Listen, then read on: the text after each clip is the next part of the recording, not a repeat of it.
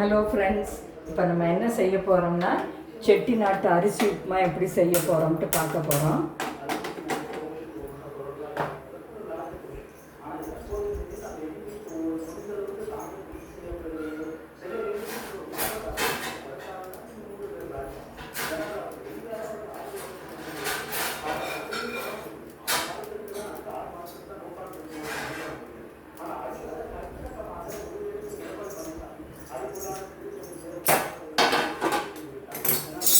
ஒரு பேனை நான் காய வச்சுருக்கேன். 3/4 டம்ளர் பச்சரிசி எடுத்திருக்கேன்.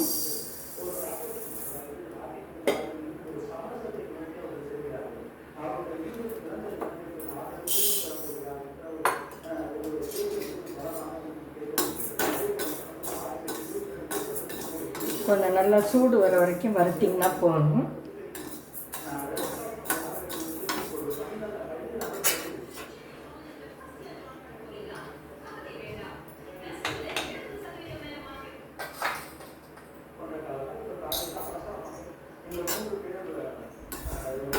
நீங்கள் நிறைய பண்ணுறதா இருந்தால் மிஷினில் கொடுத்து ரவை மாதிரி உடச்சிக்கலாம். நான் கொஞ்சமாக பண்ணுறதுனால இதை வறுத்து ஆற வச்சு மிக்சியிலே பொடிச்சிக்க போகிறேன்.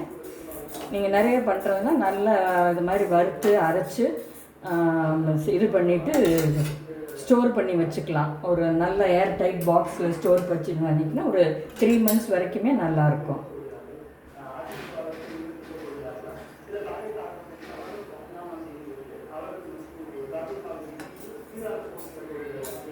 இந்த அளவுக்கு சூடு வந்தால் போதும். இதை எடுத்து கொட்டிடலாம் ஒரு பிளேட்டில்.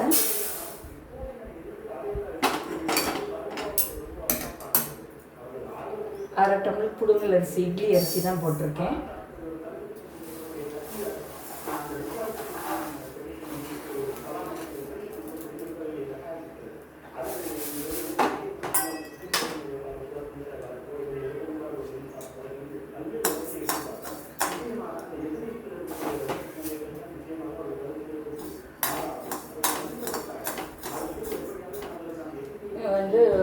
ஒரு டீஸ்பூன் ஜீரகம், ஒரு டீஸ்பூன் மிளகு, நான் பச்சை மிளகா வெங்காயம்லாம் அப்புறம் போடுறதுனால ஒரே ஒரு காஞ்ச மிளகாய் எடுத்திருக்கேன், அவ்வளோதான். இப்போ இதெல்லாம் அரிசியோடய சேர்த்து வறுத்துடலாம்.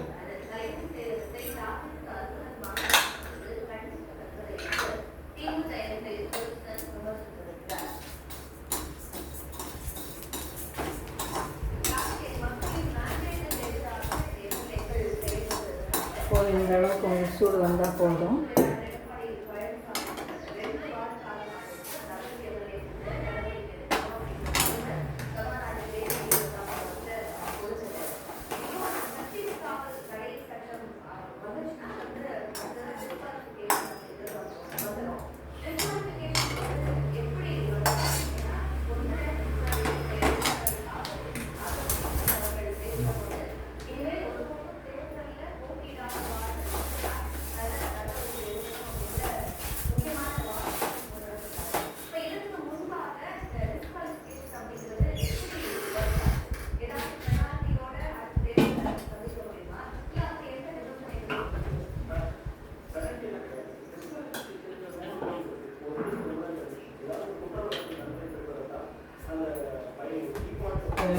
ஓரளவு காரிடுச்சு. இப்போ மிக்சி ஜாரில் மாற்றிட்டு பொடிச்சிடலாம். ரவை மாதிரி உடச்சிக்கலாம்.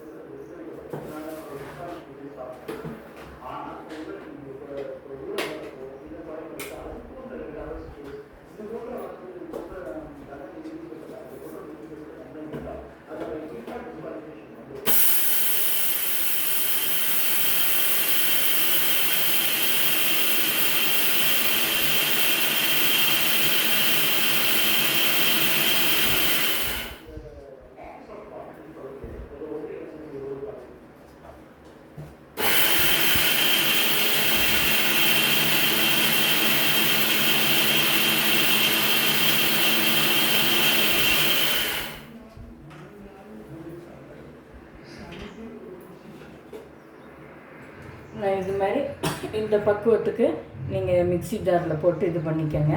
இதை நல்லா ஆறின பிறகு ஒரு ஏர்டைட் கண்டெய்னரில் போட்டு வச்சுக்கிட்டிங்கன்னா போதும். எந்த டம்ளரில் எடுக்கிறீங்களோ இந்த ரவையை அந்த டம்ளருக்கு 3லேருந்து 3.5 டம்ளர் வரைக்கும் தண்ணி வச்சு நீங்கள் உப்புமா கிண்டினீங்கன்னா ரொம்ப டேஸ்ட்டாக இருக்கும். இதுதான் செட்டிநாட்டு அரிசி உப்புமாவோட ரெசிபி. பாய், நம்ம அடுத்த வீடியோவில் பார்க்கலாம்.